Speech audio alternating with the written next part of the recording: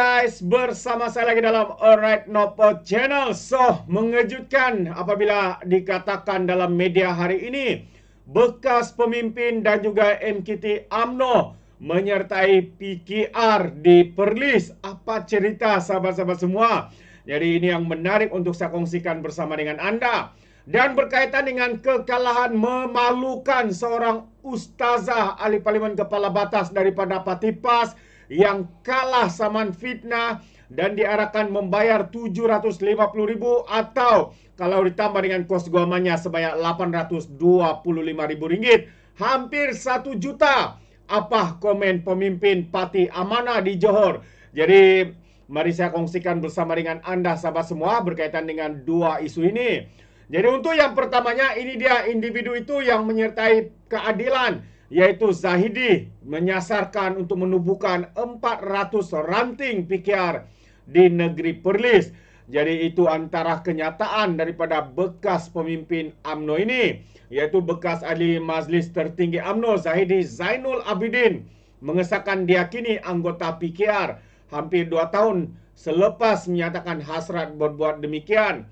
Walaupun tidak memegang sebarang jabatan ketika ini, Zahidi yang juga bekas Timbalan Menteri Komunikasi dan Multimedia berkata, dia telah mendapat restu parti untuk memulakan langkah besar bagi memperluaskan pengaruh PKR di negeri Perlis. Katanya, kita menyasarkan penubuhan lagi 400 ranting PKR di seluruh Perlis menjelang PRU depan, di mana lebih 100 daripadanya di Padang Besar. Ini memberi gambaran hasrat kita untuk bawa negeri ini kepada kerajaan perpaduan, gabungan PH dan BN pada PRU hadapan katanya. Dan dia juga menambah, setakat ini PKR ada sekitar 60 ranting dan kita ingin menambah lagi seiring dengan kewujudan cawangan UMNO di negeri ini, katanya seperti dipetik Berita Harian. Jadi menurut PKR, kini hanya mempunyai 60 cawangan di Perlis, manakala UMNO memiliki kira-kira 300 cawangan. Jadi Zahidi yang juga bekas ahli parlimen Padang Besar, bukan lagi anggota UMNO selepas bertanding sebagai calon bebas bagi kursi tersebut dalam pilihan raya umum yang lalu. Jadi susulan penyingkirannya sebagai calon Barisan Nasional. Pada Januari 2023, Zahidi mengemukakan permohonan untuk menyertai PKR. Dan ketika itu, Timbalan Ketua PKR Perlis Azrul Nizam Abdul Jalil memberikan amaran kepada parti supaya tidak menerima pemimpin tong sampah seperti Zahidi. Jadi dalam kenyataan kepada media hari ini, Zahidi berkata keahliannya dalam PKR telah mendapat kelulusan daripada Presiden Parti, yaitu Datuk Seri Anwar. Jelasnya semua usaha untuk PKR pada masa ini dilakukan secara sukarela.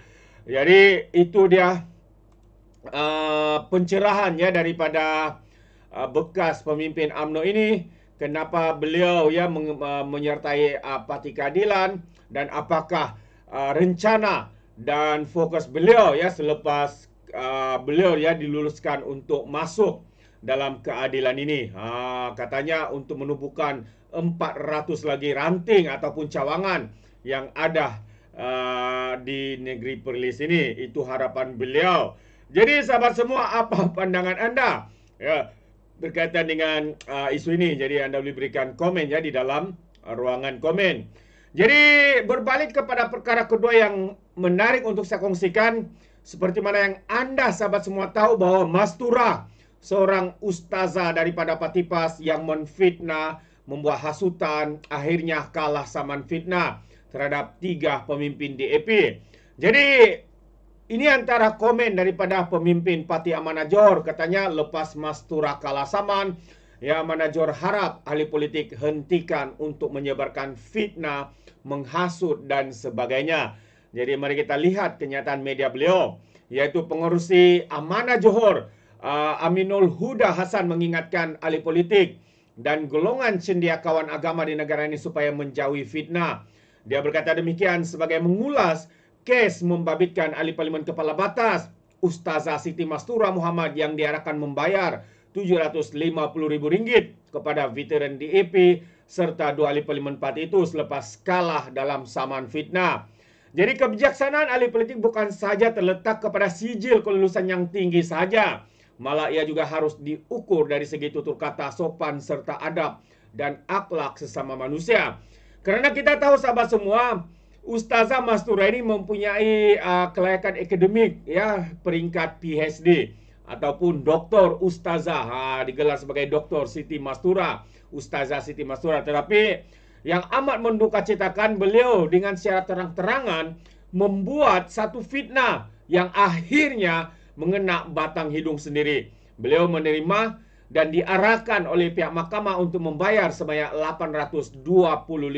Seperti yang saya katakan, hampir 1 juta ringgit. Jadi katanya, kami merakamkan duka cita atas isu yang berlaku dalam negara ketika ini.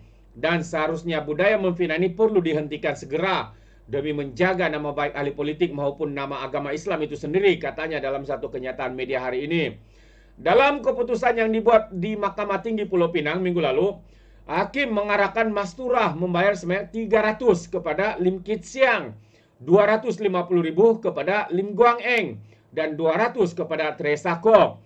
Jadi pada 29 November 2023, Malaysia kini melaporkan ketiga-tiga mereka memulakan proses saman fitnah ke atas Siti Mastura berhubung dakwaan dibuat ahli politik PAS.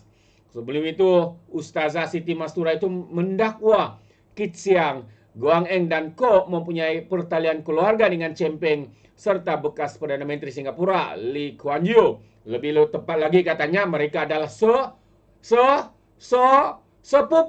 Dengan yakinnya dia membuat kenyataan itu ketika berceramah. Dan Aminul Huda turut menempelak tindakan setengah pemimpin yang memberi pandangan berdasarkan emosi mengakibatkan setiap kata-kata mereka menjadi suatu fitnah. Justru dia menasihatkan mereka agar berpolitik secara matang dan bukannya menanamkan kebencian di kalangan pengikut. Tambahnya lagi, sekiranya terdapat kekilafan dalam satu perkara, segeralah memohon maaf. Bukan sibuk menegakkan benang yang basah yang akhirnya memalukan diri sendiri.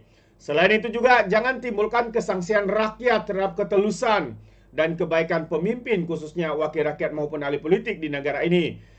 Oleh kerana segelintir dari kita yang kurang beretika, katanya. Benar, saya setuju dengan kenyataan ini. Kerana individu seperti Ustazah Siti Mastura, ahli parlimen kepala batas daripada parti PAS inilah yang menjadi merosakkan nama baik ahli-ahli parlimen yang dianggap rakyat sebagai politikus sampah masyarakat. Walaupun bukan semua, khususnya daripada ahli parlimen yang ada dalam pihak kerajaan, tapi mungkin kalau pihak pembangkang itu mungkin iya, kerana kita boleh nampak mereka ni hidup dengan dusta, hidup dengan fitnah, hari-hari menfitnah, hari-hari menyebarkan hasutan dan sebagainya. Kerana apa, sahabat semua?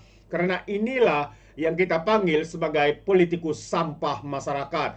Apabila mereka hilang modal untuk dipolitikan, mereka mula menggunakan isu bangsa dan agama sehingga akhirnya membuat kenyataan fitnah seperti mana yang dinyatakan ataupun dibuat oleh Ustazah Siti Mastura ini.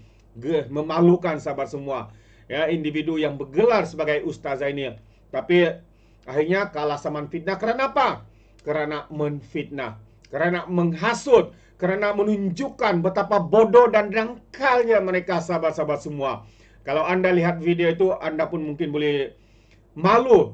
Seorang wanita pula tu Kalau ustaz-ustaz ini memang banyak yang memang aktif fitnah, tapi hari ini dalam sejarah seorang ustazah, sahabat semua, kalah saman fitnah. Kerana menfitnah, menggunakan politik sempit, politik kotor seperti ini. Itu pandangan saya. Bagaimana dengan anda, sahabat semua? Anda boleh berikan komen di dalam ruangan komen. Jadi terima kasih, sampai di sini saja. Sekiranya anda mau berikan sebarang pandangannya berkaitan dengan dua perkara ini, anda boleh berikan di dalam ruangan komen.